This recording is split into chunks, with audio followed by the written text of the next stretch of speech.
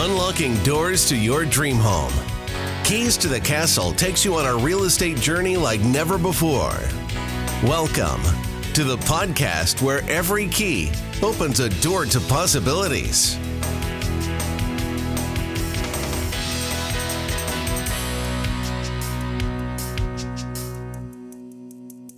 Welcome to the Keys to the Castle podcast. My name is Bisendra Melaram. I'm here with Mr. J. Marcus of Mr. J. Marcus's Neighborhood. He's a mortgage professional. Hi, Jay. How are you today? I am awesome. Thanks for having me. And also joining us is Jason Kleiger, attorney at law. Thank you, Bisendra. How are you? I'm very well, thank you. Thanks for being here. So the next series of podcasts, we'll be talking about first-time homebuyers and the process and the steps required to purchase your first home. A lot of the information that we'll be covering is applicable to first-time home sellers as well, because they will be buying a home. As always, all the information will be in the show description. And if you'd like to ask either one of us a question directly, our social media handles will be in the description as well. Feel free to reach out. We're always available, except for holidays. I'll be available on holidays. Bank holidays, I don't work. No, I'm just kidding. I literally get calls on Thanksgiving every year. So Do you really? you never know. It's like at any point in time, you guys know, I mean, at any point in time with what we do, Yeah. any second of any day, it's like, boom, you're in motion. Right. So the reason that all three of us are here is because I believe that the three of us together make this phenomenal team, a proactive team that leverages each other's strengths to make a seamless transaction. And I'd like to give that information to those who are outside of our service area or who may be thinking of purchasing in our service area so they can get the best service they can possibly have during this time. So Jay, Mr. Marcus, tell us a little bit about yourself. How long have you been in the business? So I started in the year 2000. So obviously this is year 23. Up and through a bunch of these cycles. So this particular cycle is interesting because it takes me back to the beginning of when I started doing this, when REITs were over 7%. And it was a little bit more of a challenge in the educating of potential clients and understanding the pros and cons and getting involved in a market like this. So it's really interesting because I learned so much about this market so long ago. And now all this stuff is starting to come back to me in regards to those sales approaches and techniques and education. Right. And so I got licensed back in 2002. And little did I know that I'd be experiencing what you just said, which is a market that was down, high interest rates.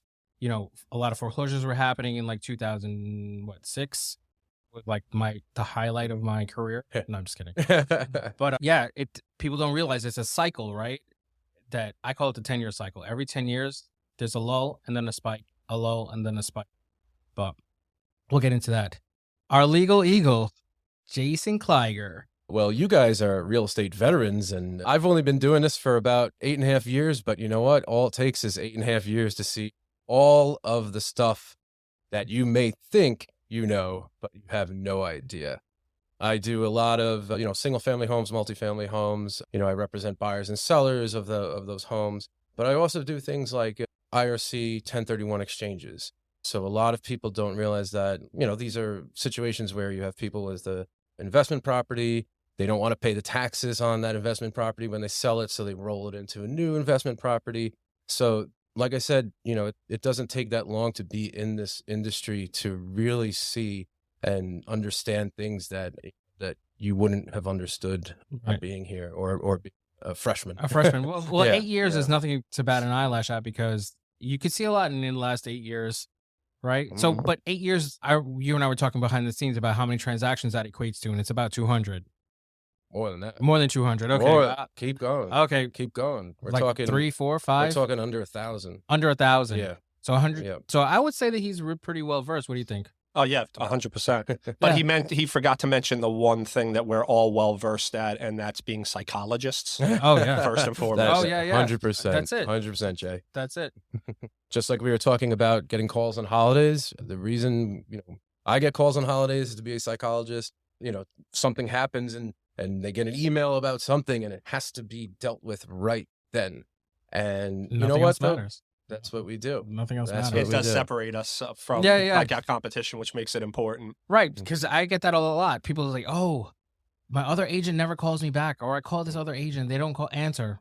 Oh, okay. No problem. What can I help you with? Well, the biggest problem with a lot of us run into is the communication breakdown in these transactions. And because we're working with so many different people, listing agent, selling agent, buyer's attorney, seller's attorney, bank processors, bank underwriters, there's so many moving parts, inspectors. Right. Yeah, I but didn't mean to cut you off. we're sitting there and trying to set expectations. But the most important part of that transaction becomes the communication. So a lot of times there's scenarios where it's out of our, like a problem arises that wasn't facilitated or it's not our fault. Mhm. But we're sitting there, and the reason why I said we're psychologists is a lot of times I'm talking these people off the fence. I'm calming them down. I'm trying to soothe them. I'm trying to set an expectation where this problem's going to get solved, what the solution is, how this is all going to kind of transpire.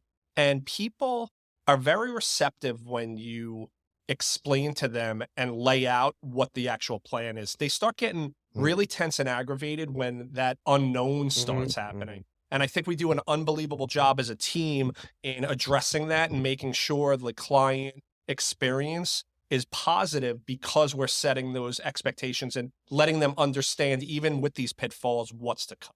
And I, have seen with, I guess, millennials are the new generation that are going to start and have started buying houses. They like to know every single thing that's going on. I've had millennials, read contract front to back. They've No way. They oh yeah, and then they come I know up with- agents that haven't ever read a contract. I know attorneys who've never but they love to know what's going on, and you can't fault them for that. You can't blame them for that. No, we're living in the information age, my friend. Exactly. And a lot of attorneys that I know, if they get a list of questions about, what does the 7A little I say? And what does that mean about the contract? A lot of them will just brush off their client. They'll brush off that millennial client, or it could be any age group, generation that wants to know. And sometimes attorneys don't have that answer, and they need to speak to someone else, whether it's the realtor, whether it's a mortgage banker. They need to communicate. We mentioned communication a little bit, right? And not only in the initial contract phases, but as we move down the line, there are so many times that there's that disconnect between the parties, and a lot of attorneys have this feeling. Not me, okay, but a lot of attorneys have this feeling that, oh, okay, I put them in contract. Just tell me when to close, give me my net proceeds, and that's all I need to know. Where's the CD? Okay. But that's the problem, because if something goes wrong, or if we're getting up to that commitment date, and the loan commitment date in a contract basically means that the buyer can't produce a commitment by this date, they have the choice of getting out of the contract and getting their down payment back. But this is stuff that we all need to communicate about. Right. Because it doesn't happen without all parties involved ready to. Exactly. So yeah, there's a lot of moving parts to it. And I don't think the average consumer starting out understands that there's a lot of moving parts and a lot of individuals at play, a lot of servicers, I guess, if you want to call them servicers. But but I firmly believe that it's just the communication. And going back to Mr. Marcus's reference of communication between the two of us, it's not when we relay information to the customer client, they feel at ease because of the confidence that we have over the course of the number of years and transactions we've touched. Right. And that confidence makes them at ease. They feel at ease. They're like, okay, these guys know what's going on. They know what they're talking about. I feel much better because they're confident. And the reason it's purely experience. Right. Not to say younger attorneys, lenders, and agents can't facilitate a transaction, but experience shows. Right. We also talk very, very smooth. You sound really good. Like a velvety voice. Isn't it just really soothing? Like, that's why people are relaxed. It's like we take that chaos out of the conversation. You mean you don't say like every other word? Do not say like every other word.